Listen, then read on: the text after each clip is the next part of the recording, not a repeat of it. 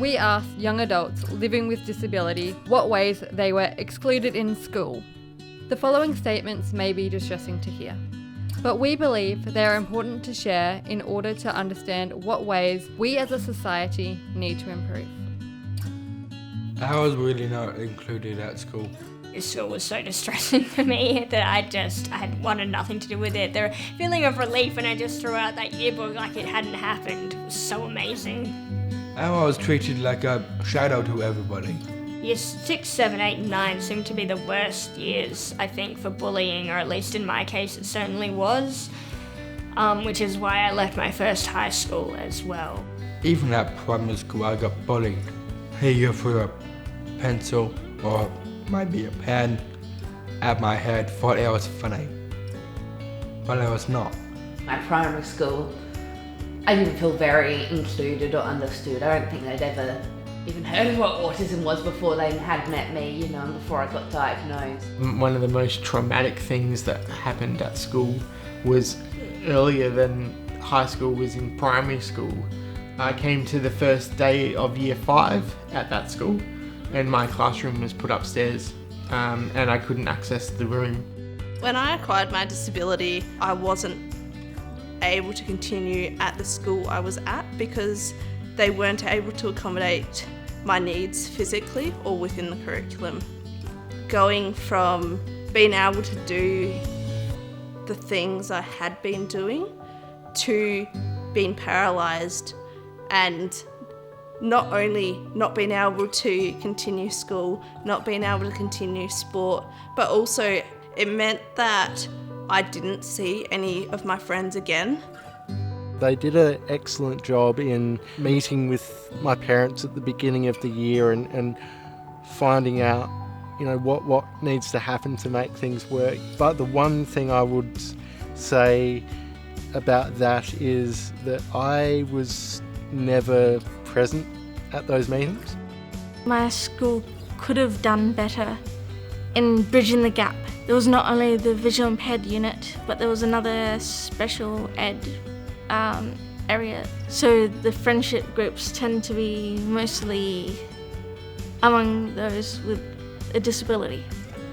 I think they didn't think I was very smart, so they'd just give me simple work. Pulling me out of Chinese in year 4. It was a subject I struggled with, but I was pulled out after 2 terms and placed in what was called the special group.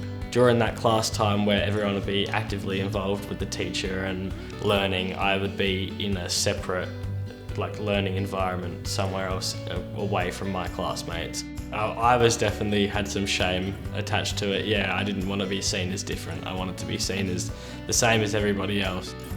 A lot of autistic people don't learn well just by auditory information, and the questions were coming out way too fast for me to hear every single one of them, so I never was able to answer as many as my peers. So the teacher would always just comment, "Oh, well, that's not very good," and she assumed I was no good at maths.